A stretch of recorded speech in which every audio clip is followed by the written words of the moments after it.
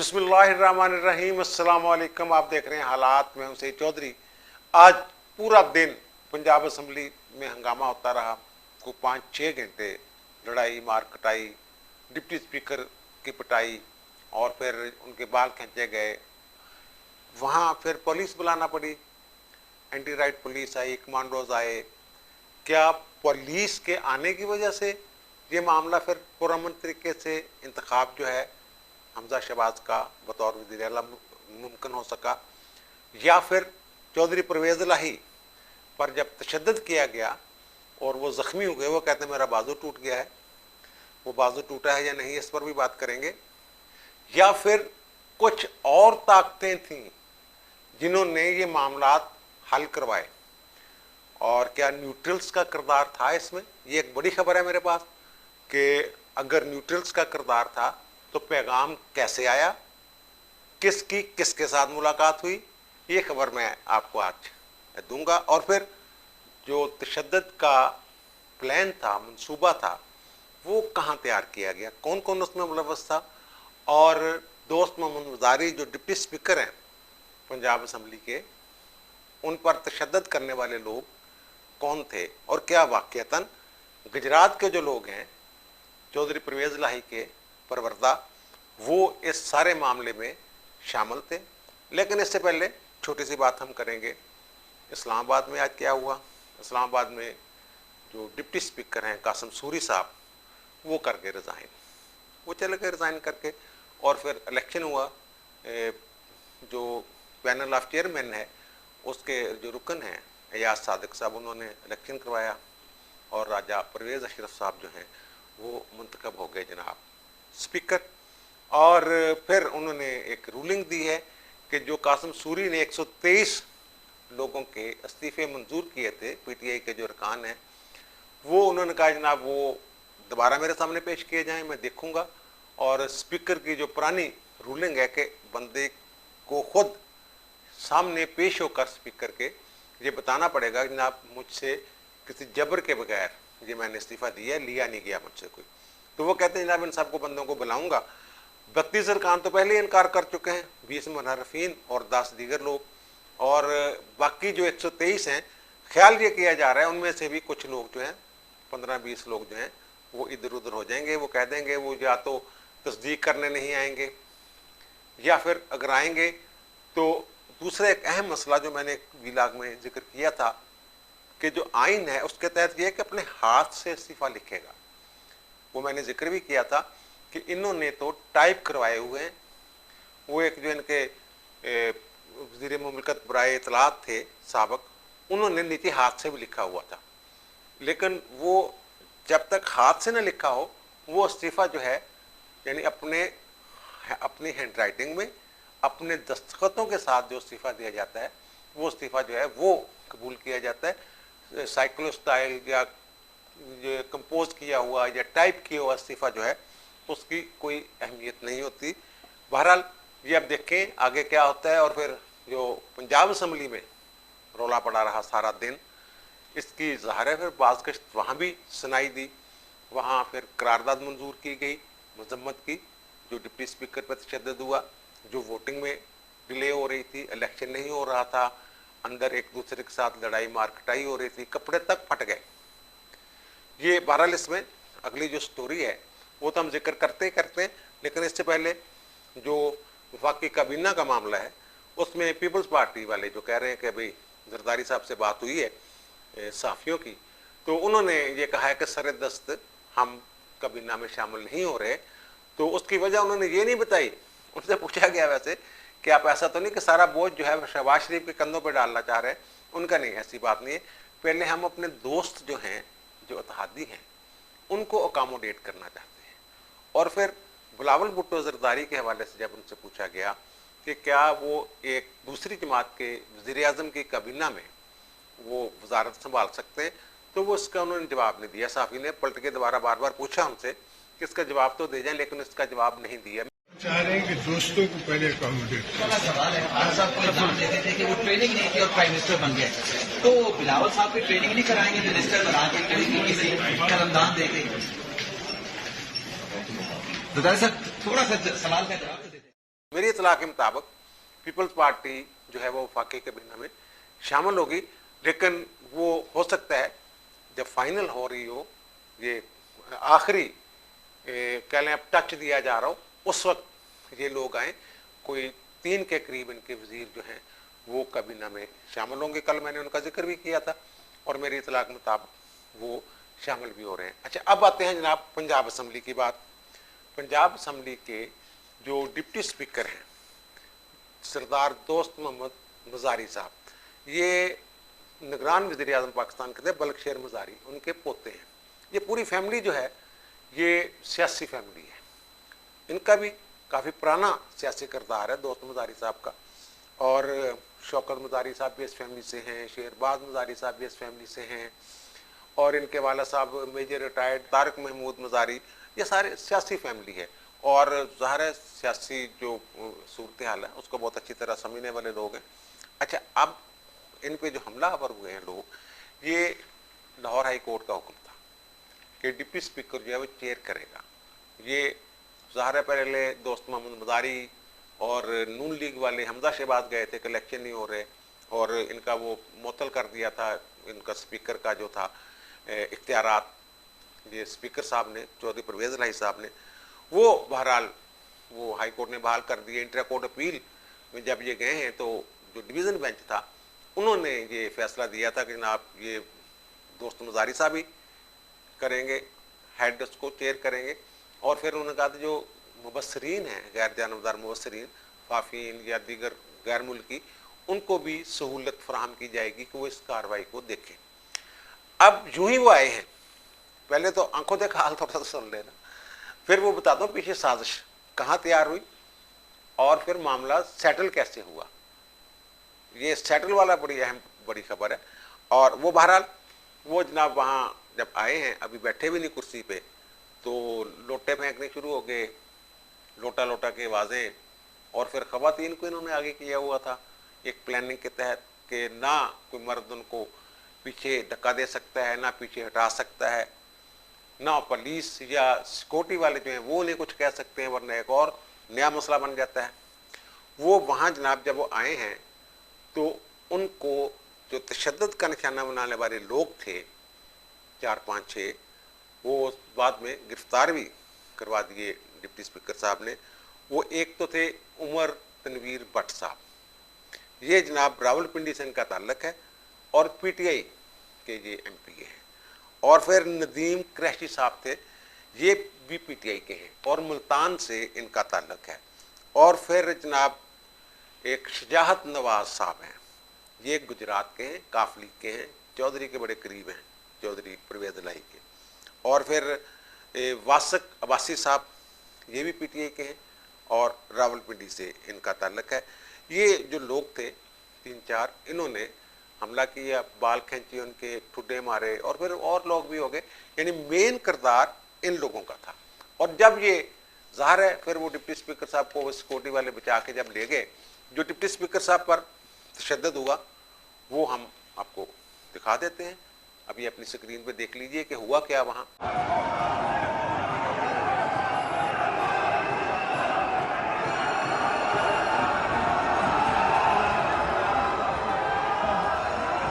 बहरहाल जब वो चले गए तो फिर जनाब राना शहबाज साहब हैं एमपीए, और फिर उसमें ख्याल कास्त्रो साहब हैं फैसलाबाद से, वो वज़ीर भी हैं, और राना अख्तर खान साहब और अमार यासर, ये लोग ख़वातीन के साथ वहाँ कब्जा करके बैठ के आने नहीं दे रहे। पहले भी अजलास जो है वो 11:30 बजे शुरू होना था, अजलास शुरू नहीं हो रहा, अभी अजलास शुरू नहीं हुआ। अजलास शुरू होने से पहले अजलास तो शुरू होता है जो ऑर्डर ऑफ द डे है उसके मुताबिक, यानी पहले तलावत कलाम पाक होती है, फिर हदीस मुबारक का पढ़ी जाती है, और फिर उसके बाद वो जो है नात शरीफ, और फिर कौमी तराना फिर शुरू होता है। तो ये अभी इजलास शुरू नहीं हुआ, तलावत तक बात नहीं पहुंची, तो वो जनाब पटा चढ़ा पड़ गया, वो चले गए अपने चैम्बर में। हाई कोर्ट का हुक्म था कि जनाब इनको हर सूरत में ये जो अजलास है ये पुरअमन तरीके से इसको जो है वो कंडक्ट करना है। ये डिप्टी स्पीकर की जिम्मेदारी थी, आईजी को भी हुक्म था, चीफ सेक्रेटरी को भी हुक्म था, वो वहाँ थे। ज़ाहिर है जब लड़ाई मार कटाई हो रही है तो फिर पुलिस को भी बुलाना पड़ा। ये कोई पुलिस जो है ये आई है 4:28 पर, पुलिस बुलाई गई है। उन्होंने जो एक खत लिखा उनको, चीफ सेक्रेटरी को और आईजी को, डिप्टी स्पीकर ने, और वो जो खत है वो वही उनके चैम्बर में ही मौजूद थे और वहाँ उनके हैंड ओवर किए गए। उसके नतीजे में उन्होंने जो एंटी राइट फोर्स है, कमांडोज हैं पुलिस के, वो पुलिस वालों के साथ भी दींगा मुश्ती हुई, खवातीन उनको जनाब खींच रही हैं और कुछ कर रही हैं। बहरहाल ये फिर इसी दौरान इतला आई कि जनाब 4 बंदे जिन्होंने स्पीकर पे हमला किया था, डिप्टी स्पीकर पे, वो गिरफ्तार हो गए।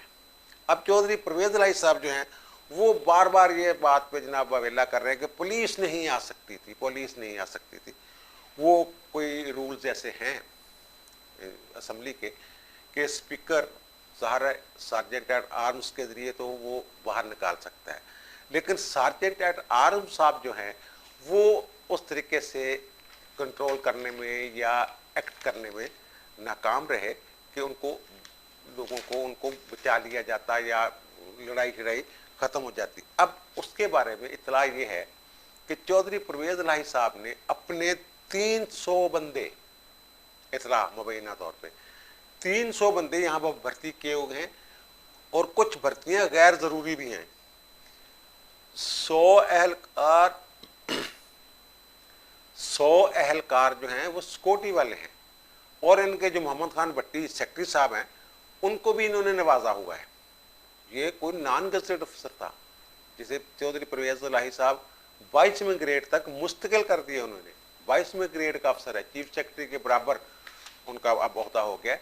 बहरहाल वो नून लीग वालों को पता था, वो सोच के आए हुए थे, या जो अब हुकूमत बन गई है, हुकूमती इत्तेहादी जो वो सोच के आए हुए थे, मौजूदा हुकूमती इत्तेहादी उस वक्त तो अपोजिशन में थे कि जनाब हमने लड़ाई झगड़ा नहीं करना। और उनकी इतला ये थी कि ये ज़्यादा से ज़्यादा उन अरकान के साथ वो करेंगे लड़ाई झगड़ा जो पीटीआई के। ये किसी के वहमो गुमान में भी नहीं था कि डायरेक्ट स्पीकर पर अटैक कर दिया जाएगा, डिप्टी स्पीकर पर अटैक कर दिया जाएगा कि मामला आगे ना चले, अजलास ही मुलतवी हो जाए, क्योंकि उनके पास नंबर गेम पूरी नहीं थी चौधरी परवेज इलाही साहब के पास। अब चौधरी परवेज इलाही साहब कह रहे हैं पुलिस क्यों आई, कभी ऐसा हुआ नहीं। ठीक है, पुलिस, सही बात है, पुलिस आज तक नहीं आई थी, ये बात उनकी बिल्कुल दुरुस्त है, लेकिन ये हाई कोर्ट का हुक्म था। और फिर स्पीकर का ये इख्तियार होता है कि वो चाहे तो पुलिस को तलब कर सकता है। अगर अंदर छुरियां निकल आए, डांगा सोटे कर लें लोग, और जो सार्जेंट एट आर्म्स हैं वो कंट्रोल नहीं कर पा रहे, जो सिक्योरिटी अपनी सिक्योरिटी है वो कंट्रोल नहीं कर पा रही, या वो एक पार्टी के अपने आप को मतहत समझ रहे हैं, चौधरी परवेज इलाही के मतहत समझ रहे हैं, और पूरे जोर शोर से वो अपना किरदार अदा नहीं कर पा रहे, तो फिर पुलिस बुलाने के सिवा और चारा क्या रह जाता है। आज तो वो सारा दिन धड़का लगा रहा है।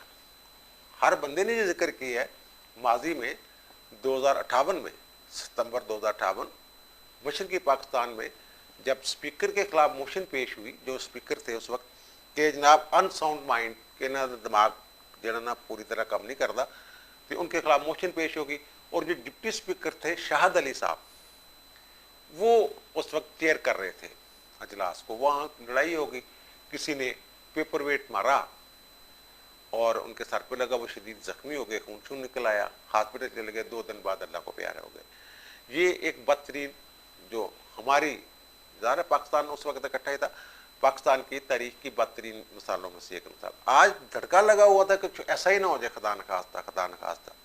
बहरहाल वो फिर जनाब उसके बाद जब मैंने जिक्र किया है कि वो पुलिस आई है, तो उसके बाद चौधरी परवेज इलाही साहब तशरीफ़ लाए हैं। अब जब चौधरी परवेज इलाही साहब तशरीफ़ लाते हैं तो वो ये कहते हैं, नून लीग वाले और वहाँ जो सहाफ़ी मौजूद थे, जो ऐनी शाहदीन हैं, वो ये कहते हैं कि चौधरी परवेज इलाही साहब अपना वो लाओ लश्कर जो था, वो जो भर्तियाँ इन्होंने की हुई थी, उनके साथ आए थे। और फिर वो कहते हैं कि नून लीग वालों ने भी कुछ प्लान किया होगा, बल्कि प्लान किया उन्होंने कि जनाब ये जो बाबा जी हैं, ये मैं आपको तस्वीर दिखा रहा हूँ, जब पहले मार पड़ रही है उसको डिप्टी स्पीकर को, तो ये वक़्फ़ कर रहे हैं बाकायदा ऐसे, और साथ बुजदार साहब बैठे हैं घुंघू बन के, और बुजदार बेचारे को तो जो उनके साथ जो हुई है वो हुई है। तो चौधरी साहब जो हैं, चौधरी परवेज लाई साहब बाकायदा वकअप कर रहे हैं। ओ गुड गुड। अच्छा खैर, जब वो वापस आते हैं तो फिर ये नून लीग वाले जो हैं ये कहते हैं कि इस बाबे को पहले कंट्रोल करें जो सारा लीड कर रहे हैं सारे मामले को। तो फिर राना मशहूद वगैरह और दीगर लोग जो हैं वो फिर उस वक्त उन्होंने एक हमला किया है परवेज लाई साहब पे। अब परवेज लाई साहब कह रहे हैं मेरा बाजू टूट गया है और मुझे वो सांस की प्रॉब्लम है, हार्ट का मसला है, ऑक्सीजन का मास्क लगाया वो उन्होंने, मेरी तबीयत बहुत ख़राब हो गई है, वो ये कह रहे हैं।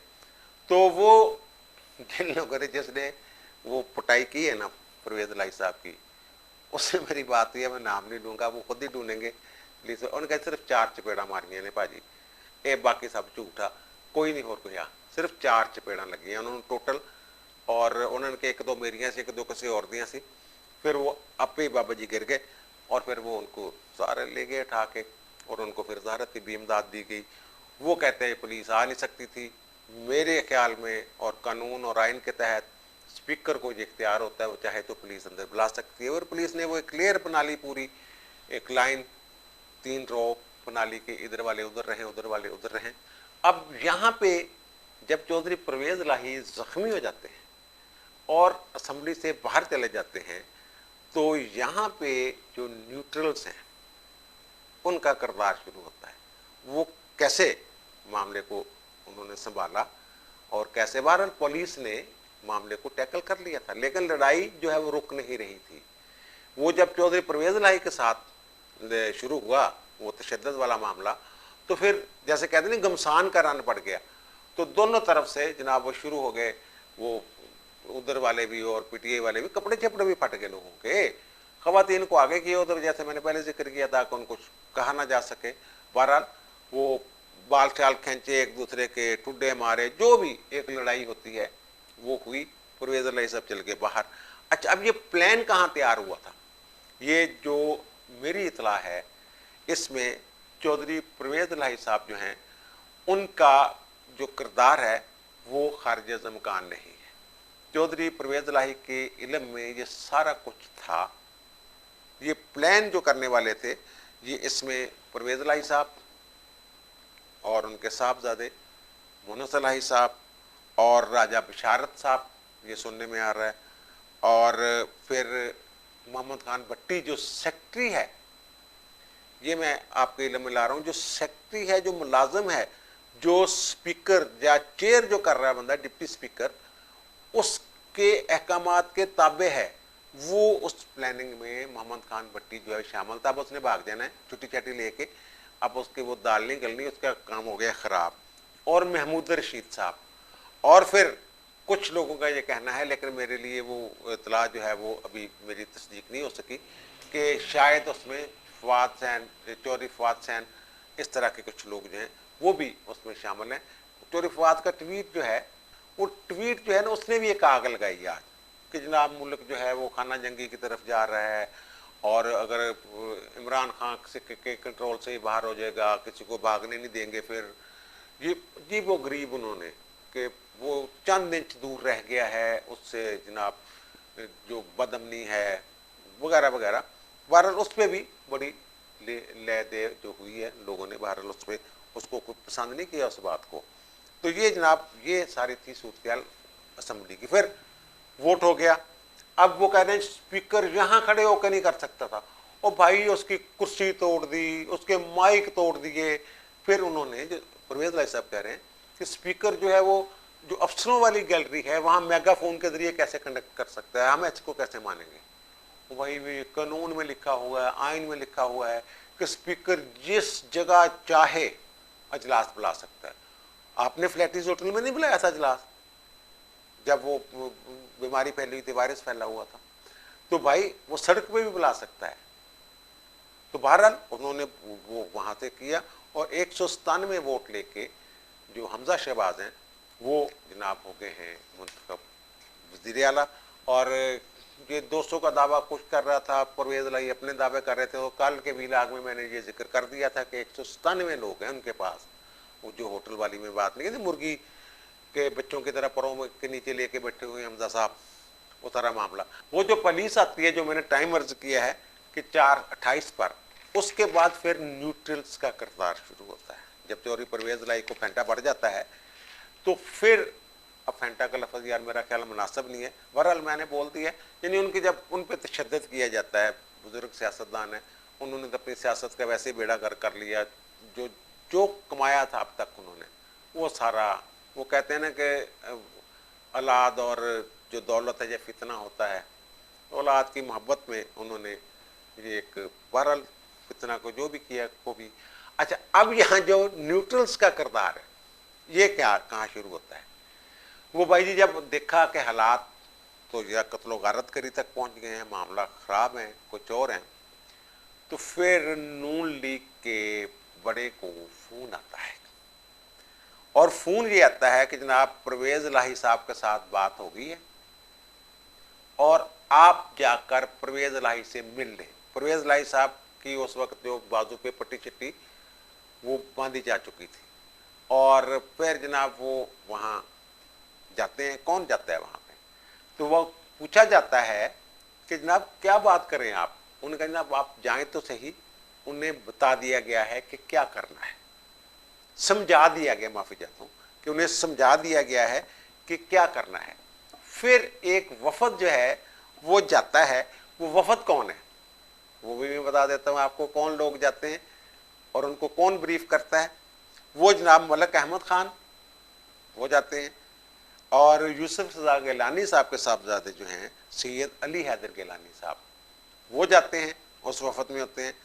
राना मशहूद साहब, जिनके बारे में वो परवेज़ इलाही साहब कह रहे हैं कि वो ग्वाल मंडी से गुंडे लेके आए थे और उनको गाइड कर रहे थे कि जनाब यहाँ मारो और यहाँ मारो, और शहबाज शरीफ पीछे बैठ के इस्लामाबाद से आईजी को कह के डायरेक्शनें दे रहा था और हमजा शहबाज सारे अहकामात जारी कर रहा था, वो भी थे उसमें। और ताहिर खलील सिंधु साहब, वो जो फैसलाबाद से रुकन असम्बली हैं, ये फिर जाते हैं परवेज़ इलाही साहब के पास। और फिर वहाँ लंबी चौड़ी बात नहीं होती, वो ज़ाहिर है पहले ही कह दिया गया था परवेज़ इलाही साहब को।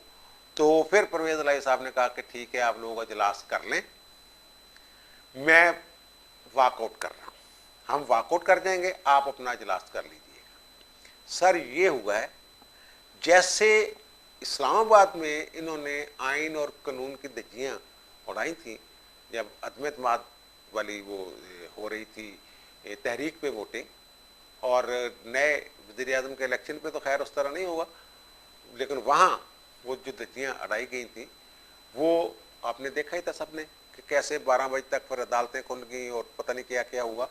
और फिर उसमें भी उसका किरदार था, क्योंकि वो तमाम अदारे जो थे वो ऑन बोर्ड थे एक दूसरे के साथ। ये मैं पूरे वसूख के साथ बात कर रहा हूँ। उस वक्त उन्होंने ही जमहूरियत और आइन की जो बचाने के लिए, जो बका के लिए जो भी उनका किरदार बनता था उन्होंने अदा किया। और यहाँ आज परवेज़ इलाही साहब वो बददुआएं भी देते रहे हैं, वो फुटेज हम दिखा देते हैं आपको, बददुआओं वाली आवाज़ ज़रा उसकी गड़बड़ है, लेकिन वो कह रहे हैं कि अल्लाह ताला मैं कमज़ोर हूँ, मेरा बदला तूने इनसे लेना है।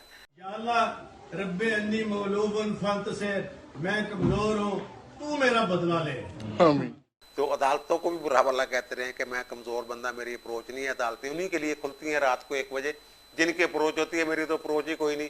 और कार्रवाई के लिए जब वो कहते हैं कि ना मैंने अब क्या कार्रवाई करनी है, वो न्यूट्रल्स वाली बात कि मैंने अब क्या कार्रवाई करनी है, कौन करेगा कार्रवाई, ये परवेज़ इलाही साहब कह रहे हैं।